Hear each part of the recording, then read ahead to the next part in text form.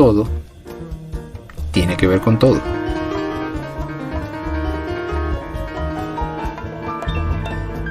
La luna. Hay muchas cosas que podemos decir de la luna, pero todas ya han sido dichas seguramente, ¿no?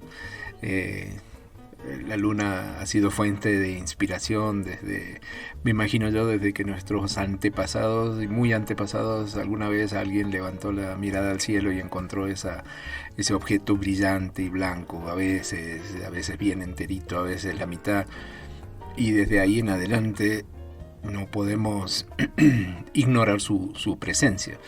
Y ella ha estado ahí acompañándonos, digo, como especie, como a la Tierra, a este planeta, desde millones de años, muchos más de los que nuestros antepasados tienen. Y como digo, siempre, seguramente en todas las culturas ha sido objeto de inspiración o de preocupación, o al menos de curiosidad.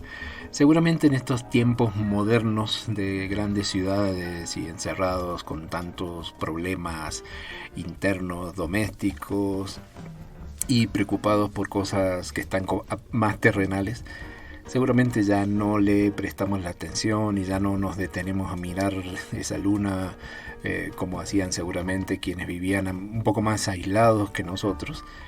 Pero ella siempre está, ¿no? Ella está ahí en promedio a unos 384.000 kilómetros de distancia. Es una distancia importante para nuestra condición humana, pero seguramente insignificante para las medidas astronómicas. ¿Y qué sabemos de la luna? Que, bueno, por lo menos quienes creemos efectivamente que la luna es esa que está ahí, que es redondita, que es blanca, y sobre todo quienes creemos que alguien llegó alguna vez a la luna. La gravedad es la sexta parte de la que tenemos nosotros aquí en la Tierra, y entonces que sabemos que si fuéramos allá a la luna saltaríamos todos simpáticos, y si saltáramos muy fuerte nos saldríamos despedidos como en una película de ciencia ficción, y no muchas cosas más, ¿no? Pero bueno, a quienes tuvimos la oportunidad de estar vivos en el momento en el que el hombre llegó a la luna, siempre hemos tenido esa conexión más desde lo astronómico, pero como digo, la conexión ha sido con la luna permanente, sobre todo porque la luna es como las palomas y como las ovejas, siempre simbolizan cosas. Nadie dice cosas malas ni enojado hablando de la luna, sino que está más asociado a cuestiones románticas, a paisajes nocturnos, luna reflejada en un lago mientras se escuchan sonidos de animalitos, todo así simpático, ¿no?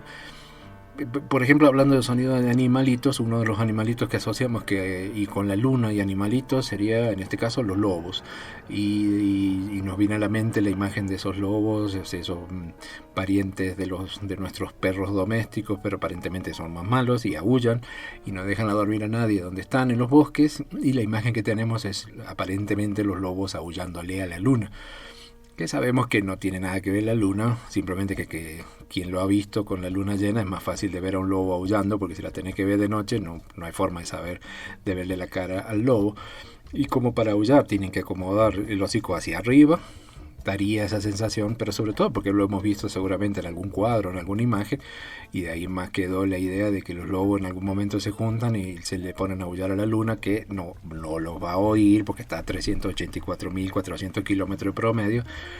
¿Te imaginas el aullido que tendrían que hacer los lobos para que alguien en la luna los escuche? Pero bueno, así son las costumbres, así son las imágenes que nosotros tenemos también, ¿no? Y otra imagen parecida, bueno, si tuviéramos que asociar a los lobos, a la luna, de ahí hay un paso a hablar del hombre lobo, uno de los personajes que forman la galería de nuestros monstruos famosos, que ya hablaremos en otro podcast. El hombre lobo, que también casualmente cuando hay luna llena, ahí es que el tipo se transforma, se le salen los pelos por todos lados, se pone de mal genio, le salen unas uñas todas feas y se mastica al que cruza. ¿Cuál sería el origen esto del hombre lobo? Bueno, el hombre lobo es un personaje que los seres humanos han asimilado desde hace mucho tiempo, y son los que nosotros conocemos como licántropos, que es un poco la combinación esa del lobo, los pelos, ¿no? Licántropos. El cuento está en que el licántropo, la leyenda decía que en esas noches de luna llena se transformaba, entonces un ser humano que se transformaba en lobo, prácticamente adquiría el aspecto de cualquier barra brava, de cualquier equipo de fútbol actual, y el mismo genio, y salía a masticarse el primer cristiano que se le cruzara. Entonces esa es como la historia, ¿no? En otros países ese hombre lobo se lo conoce como lobizón, como es en el caso de Argentina, y el lobizón además le ponemos otra condición, que no solamente es un tipo que tuvo la mala fortuna de nacer lobizón y que cada vez que haya luna llena se va a poner peludo y va a salir a hacer daño, sino que además tiene que ser el séptimo hijo varón de alguien. En Argentina, ¿no? El séptimo hijo varón, clavado, lobizón. Entonces, lo que pasa es que estamos hablando de leyendas que vienen de la época en que las familias eran muy numerosas. Hoy en día no hay forma, ¿no? Si bien podemos tener uno o dos hijos que se comportan peor que un lobo en luna llena, es muy raro que alguien tenga 7 hijos, y estadísticamente también es raro que tenga 7 varones. Pero además, bueno, allá hay otra connotación más, que si sale el séptimo hijo varón, por lo menos hasta hace poco tiempo, el padrino de bautismo era el presidente de la República. No me preguntes por qué el presidente, qué tiene que ver el presidente con el séptimo hijo varón, pero en los últimos tiempos, conociendo la clase política que nos rodea, yo no sé qué es peor, que tener de padrino a un presidente, o casi que yo preferiría esperar que llegue la luna llena para salir a hacer daño por ahí, porque ya te tocan 2 calamidades juntas, ¿no? Es como un castigo doble. Pero bueno, el tema de la gente que se pone peluda y hace daño, no digamos, porque siempre lo que se ve como extraño, lo friki, lo monstruoso, genera miedo y genera este tipo de leyendas, todo el que se ve diferente al resto. Entonces, en realidad hay personas que sí tienen esa problemática de un crecimiento exagerado del pelo, pero es porque sufren un trastorno físico que se llama hipertricosis. En ese caso es un problema, es un trastorno, y que se evidencia por ese crecimiento que seguramente tenemos idea, visto en algún momento alguna imagen, inclusive de niños que tienen pelos por todas partes. Pero bueno, no deja de ser más que un trastorno, no hay una cuestión ahí de un maleficio, ni está poseído, simplemente es un trastorno más, como podría ser otro, ¿no? Es un crecimiento desmedido de pelo.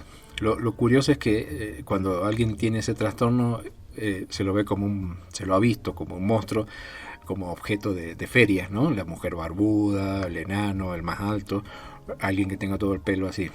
Y lo curioso es que cuando pasan los años se te cae el pelo y empieza a ser un problema, incluso se habla de enfermedad cuando quieren vender un producto milagroso que te hace para tratar la enfermedad de la caída del pelo.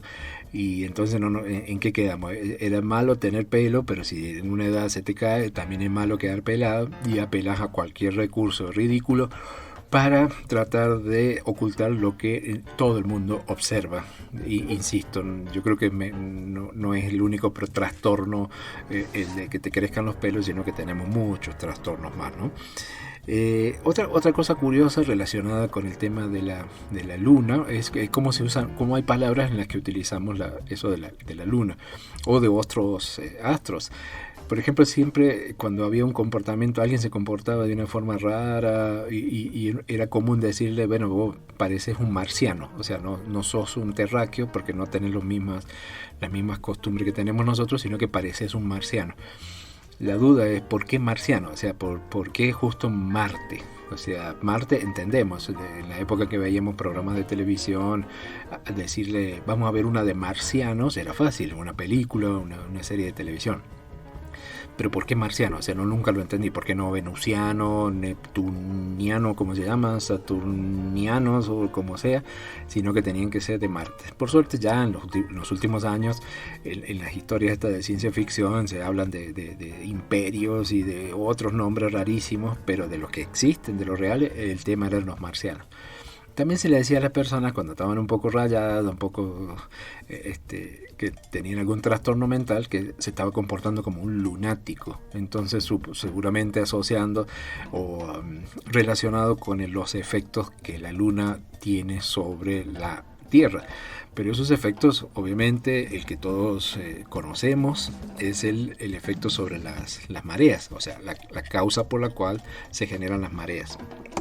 Pero ir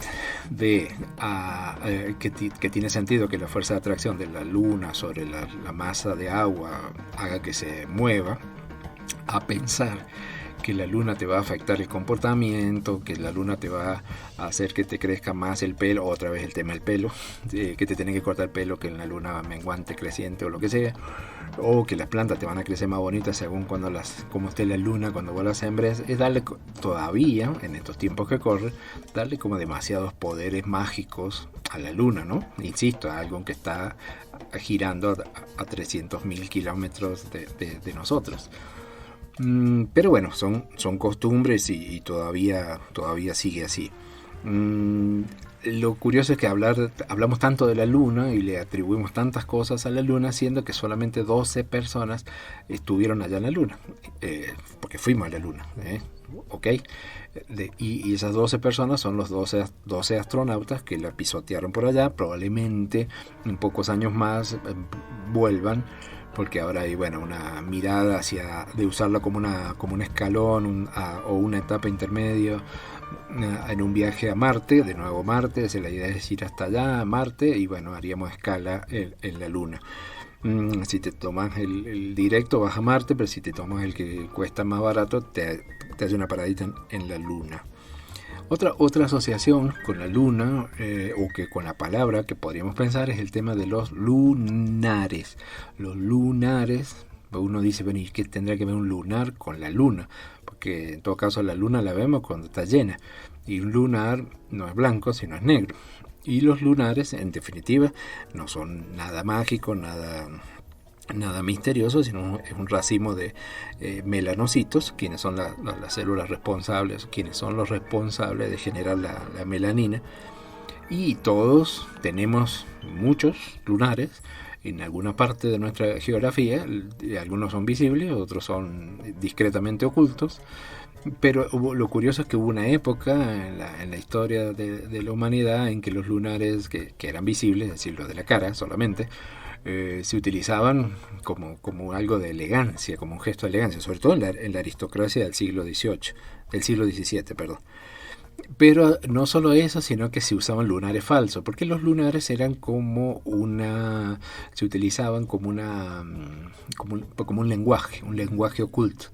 Entonces las damas de la sociedad, recordemos que en esas imágenes que tenemos son todos esos vestidos vaporosos, enormes, gigantes, esas pelucas enormes que usaban los tipos, las mujeres, hombres todos maquillados, toda esa cosa de la aristocracia, y los lunares falsos se ponían en distintos lugares. Entonces tenía un lenguaje que si te lo ponía cerca de la boca significaba una cosa, como diciendo estoy soltera y sin apuro, o estoy soltera con mucho apuro, te ponía el lunar en otro lado. Así que era todo un lenguaje de señas, ¿no?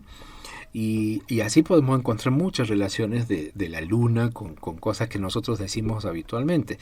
Por ejemplo, decir lunar también, porque dicen, no, ese tipo es lunar, es un lunar. ¿Y por qué decirle lunar? Dice manzana podrida, bueno, ponele. Pero un lunar, una marquita, una manchita, pero no tiene nada, no tendría que tener una connotación mala, si todos tenemos lunares. Y así, claro, cuando le querés hablar algo en malo, le metemos la oveja negra. Yo no sé por qué la oveja negra, o sea, ella es feliz igual que todos, o sea, todos somos así, algunos somos blancos, otros negros, el patito feo, y darle con el racismo, ¿no? No se salva a nadie. Y obviamente que en el tema de la luna, como decíamos al principio, con esta cuestión romántica, si ustedes se ponen a hacer un listado de canciones que conozcan, que recuerden en este momento, piensen en canciones donde aparece la palabra luna, van a encontrar desde la música clásica, van a encontrar rock, van a encontrar pop, van a encontrar enormes cantidades de ejemplos donde aparece la palabra luna o moon si lo buscas en inglés. Así que podríamos elegir cualquier canción para seguir hablando de la luna, ¿no? Pero obviamente vamos a elegir una sola. Y más que una canción, un álbum.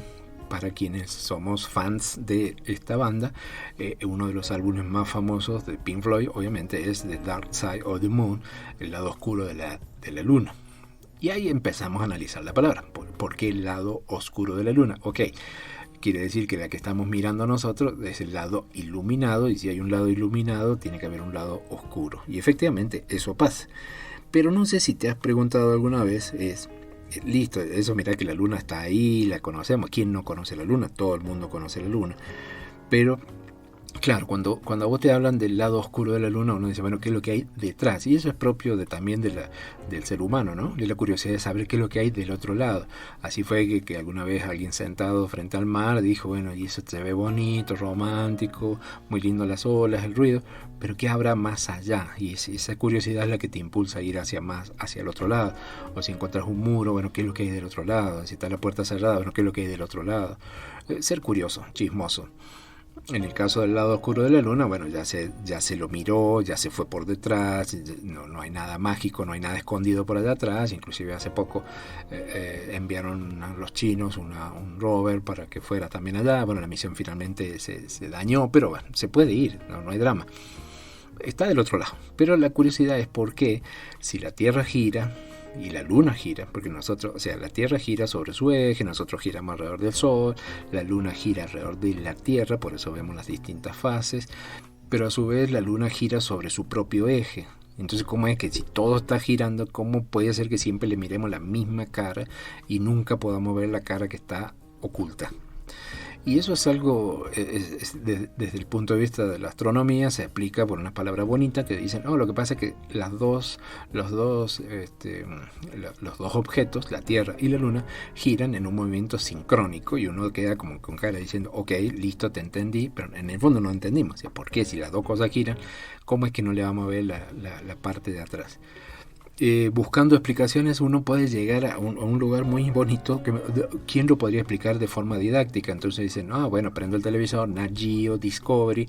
No, si te vas a la historia te puedes ir a buscar un libro de Julio Verne, aquel muchacho que tenía una imaginación increíble, y hay un libro del año 1895 que se llama De la Tierra a la Luna, que seguramente lo relacionarás porque hay unas imágenes que podemos ver de una película que se hizo basada en ese libro, ¿no? Es muy curiosa la película, ya te voy a decir algo de la película.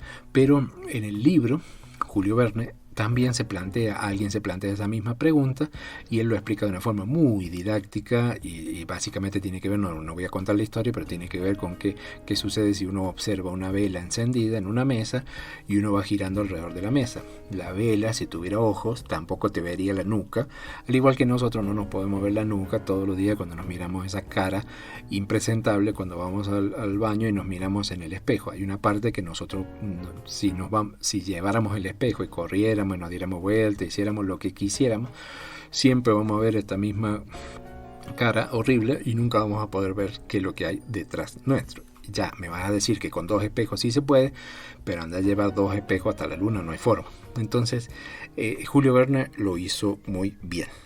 Y hablando de esa historia de la Tierra a la Luna, y que lo asociarás con una película, uno de los inicios del cine, era algo curioso porque Julio Verne plantea, no voy a contar la historia, insisto, pero él plantea llegar a la Luna en una cápsula que era lanzada por un gran cañón, y la cápsula era como una bala. Y si han visto la película, entonces bueno, te planteas cosas curiosas, como dicen, la bala la disparan, allá adentro van 3 tipos, cómo es que llegó la bala hasta la luna y cómo es que no frenó, y entonces se clava allá en la luna, no pasa nada, los tipos se bajan, respiran como si nada. Y algo que me vuelve loco es que también que tenés mucha imaginación, y fue bonito porque algún día el hombre hizo eso y llegó a la luna, ahí le embocaste. Pero en la película se observa que los tipos no van así como vestidos como para ir a la luna. ¿Cómo se viste uno para ir a la luna? Se pone por lo menos algo que se parezca a un astronauta, no podéis con la ropa de calle. ellos van con la ropa de calle y llevan una sombrilla, un paraguas. O sea, si a mí me dicen, mira, tenemos que ir a la luna, yo manoteo, no sé, oxígeno, un libro, papel higiénico, cualquier cosa, pero un paraguas para ir a la luna, o sea, no, te ocupa la mano y bueno, pero así es la película, es muy bonita, es una belleza poder verla. Lo curioso es que en esa cápsula van 3 personas. Y entonces si uno se pone a hacer analogía, dice, mira, justamente en las misiones Apolo, que fueron las que llegaron a la luna, iban 3 astronautas. Y entonces voy a decir, uy, mira qué coincidencia. Y de una vez decir, bueno, ¿y por qué le pusieron Apolo? Claro, es que Apolo viene de la mitología. Y entonces si te da curiosidad, te pones a buscar, bueno, y al final Apolo, ¿quién fue Apolo dentro de la mitología? Y uno lee cosas y dice, bueno, no, prácticamente Apolo era o había una de dos, o había pocos dioses en la época o había mucho trabajo, porque resulta que a cada dios le tocaba ser dioses de muchas cosas, ¿no? Uno que a duras penas sigue una carrera en la universidad, estudia algo y se tiene un diploma. En la época de los dioses era muy complicado porque te tocaba ser dios de muchas cosas. Y en particular, Apolo venía siendo como un Cristiano Ronaldo del Olimpo. Lo único que Cristiano Ronaldo es delantero y este era arquero. Pero no es que iba al arco, sino que tiraba flechas. Pero bueno, ya con eso, decir, bueno, soy Dios, sé usar el arco, tiro flechas, pero no, era Dios de las enfermedades, de las curaciones, de las plagas. Lo apelaban cuando tenían que luchar contra el mal. Era el Dios de la armonía, del equilibrio, y además tocaba la lira. O sea, en qué momento uno a duras penas hace el poco trabajo que tiene en un día. Pero bueno, por eso eran dioses, me dirás vos y tendrás razón. Ahora, ¿por dónde íbamos? El dios de Apolo tenía una hermana melliza que es Artemisa. Y la Artemisa es otra diosa, también le tocaba mucho trabajo. Ella era la diosa de la caza, de los bosques, de los animales salvajes, también le daba el arco y era la reina de la virginidad, o sea, de aquello ni hablar.